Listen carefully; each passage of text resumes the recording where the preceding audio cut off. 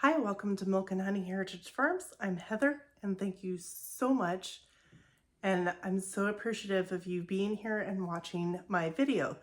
So today I am doing an update on some kombucha that I home brewed. And I'm going to show you some different ways that I will flavor my kombucha and how I store it.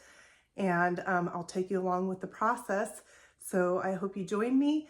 At the end, I will link how I first started my kombucha, a video on that I did, and as well as some elderberry syrup that I made video in case you were interested in checking those out. Again, I thank you so much for being here. Please give me a thumbs up. Subscribe if you like what you see. I have lots of other videos that you might be interested in: gardening, cooking, animals, all kinds of stuff, crafts, you never know. So thank you again, and I will bring you along with me on this kombucha.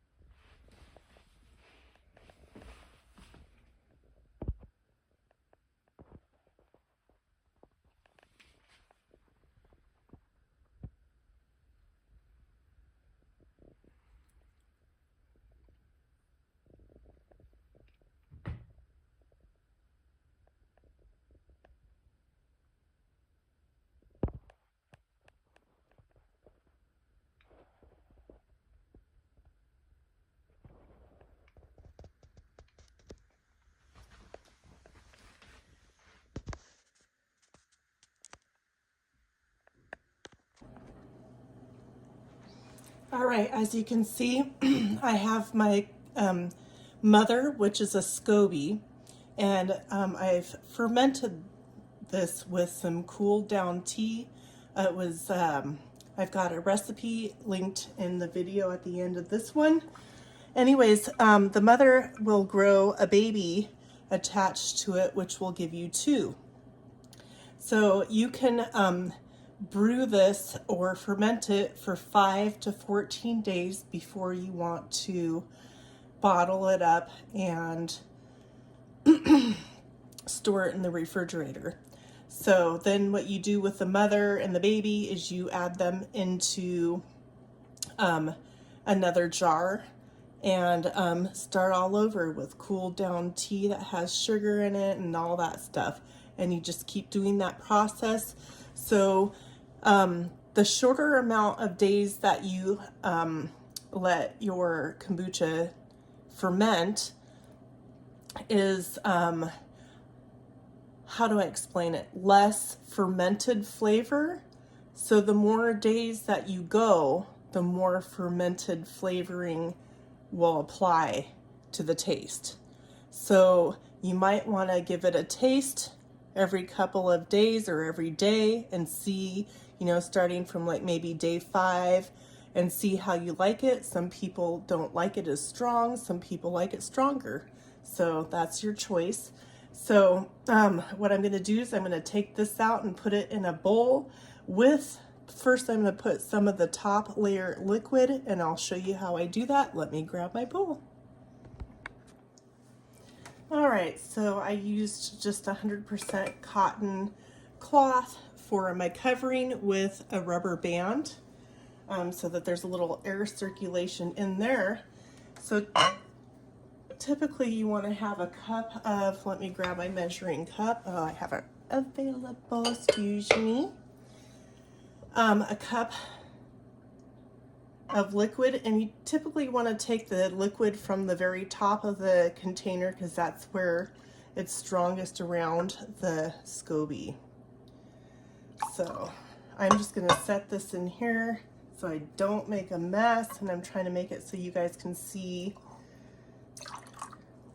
And if I spill in this big bowl, it's quite all right. You can pour it And then also you want to make sure that you wash and clean your hands well, clean fingernails, you know, all that jazz. Whoops, see, I spilled, but it was in my bowl, so that's all right. Anyways, so the reason why I am making the kombucha is because it's going to have some health benefits. And so do a bunch of research.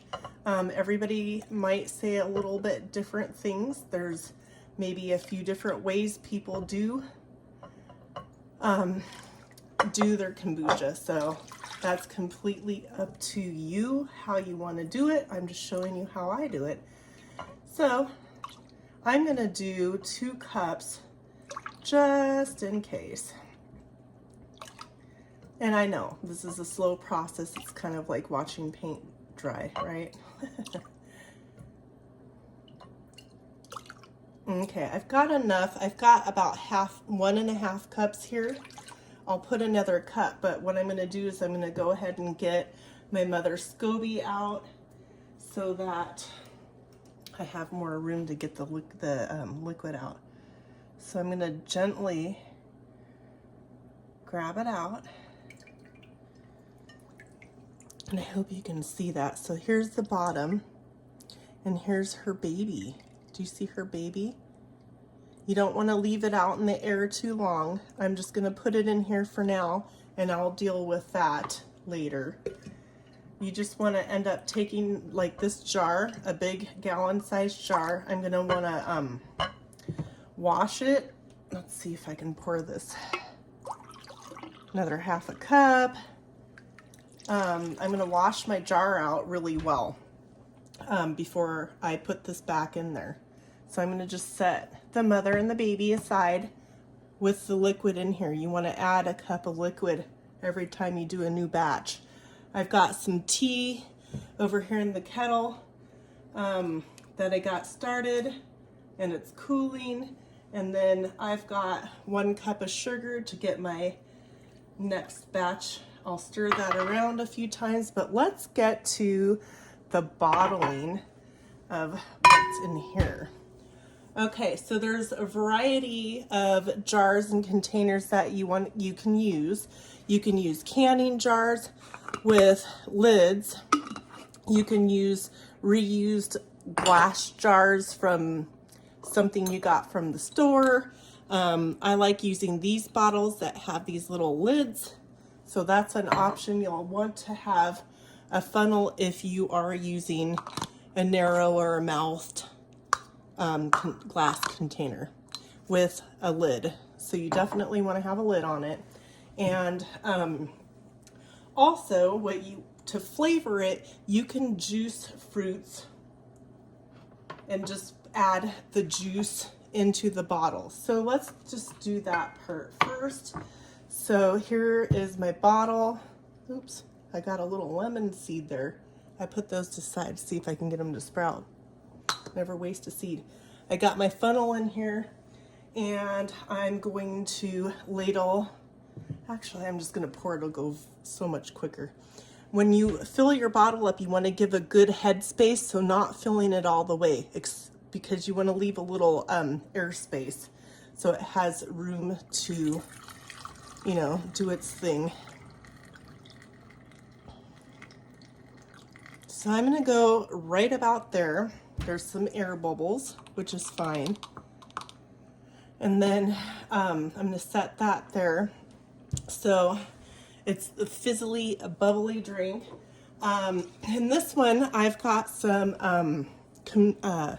elderberry syrup. I make my elderberry syrup thinner instead of thicker and keep it refrigerated. But this has ginger and, oh my gosh, all kinds of stuff. Lemon and elderberries and some other things and honey. So I'm going to flavor this one with some of the elderberry syrup. And again, you don't want to go all the way to the top. So there's that one for flavoring. And when you flavor your kombucha, you can let it sit out for a day or two on the counter, or you can put it in the refrigerator right away.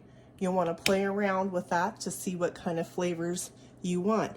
But there you have a nice fizzy drink that's got so many healthy benefits to it. Okay, let's move on to the next one. So I'm going to do some different fruits into the next 2 jars. I'm not going to use my bottles until I'm finished letting these sit for a day or 2. Because I want to strain the fruit out. Unless you plan on drinking it right away, you don't have to strain the fruit out. So we're going to fill these jars up. Not all the way. Remember, you have to leave a little head space. But yeah, you can play around with all kinds of different flavors and things like that. It looks like I'm not going to quite fill this one. Some of the liquid in your gallon container when you're doing your initial brewing will evaporate. So you'll get a little less than a gallon. So in one of these, let's see what we're gonna do. One of these, and I had used some strawberries. So one of them I'm gonna put strawberries. And you can put as many or as less as you want. I'm gonna put some ginger in there. I'm gonna put a lemon. Make sure when you buy your citrus that you wash the rinds well, especially when you're going out to dinner and you get a rind on, say, your lemonade or whatever. Make sure it's washed. Yeah, just a nice little tip. Anyways, so that's what I'm gonna do to that one. I'm just putting the lemon and the strawberries in here. I'm gonna let it sit for a day or 2 in the refrigerator or on your counter. You taste as you go to see what flavors you like best. With this jar, I have blueberries and cranberries. They're full of all kinds of extra nutrition like antioxidants and things like that. You'll wanna puncture, or you can dice up your fruits. That way the good stuff will get all in there. I always leave the skins on, especially like my ginger. I'll leave the skins on the outside because I feel like there's good nutritional value. I'm putting the berries, the lemon, and cranberry and blueberries in here. And let's see, as many as you want, as least amount as you want. It's totally up to you. You got to play around with different flavors. I'm trying to do this for health benefits, so I feel like the more variety of good things in here is better. So there's that. So what we have here is the, see all the fizziness? Isn't that cool? So you want to let it sit for a day or 2 so that way all the things can incorporate into the kombucha.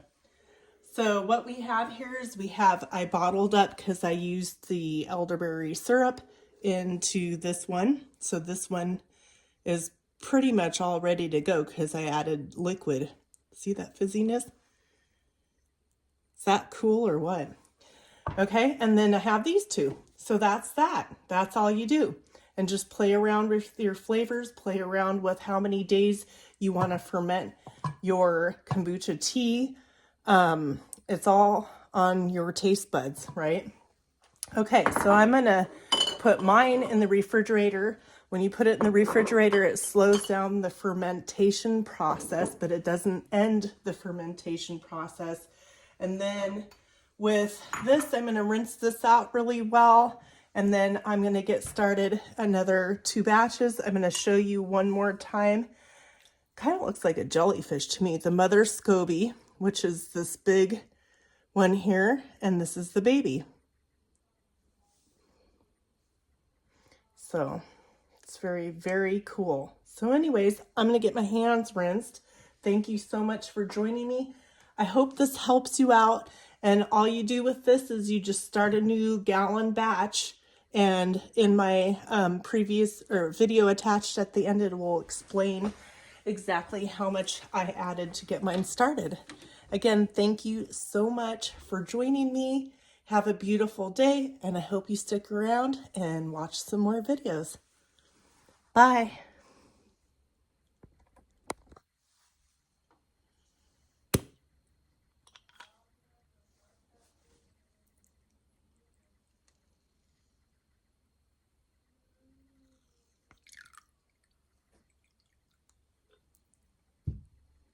Cheers.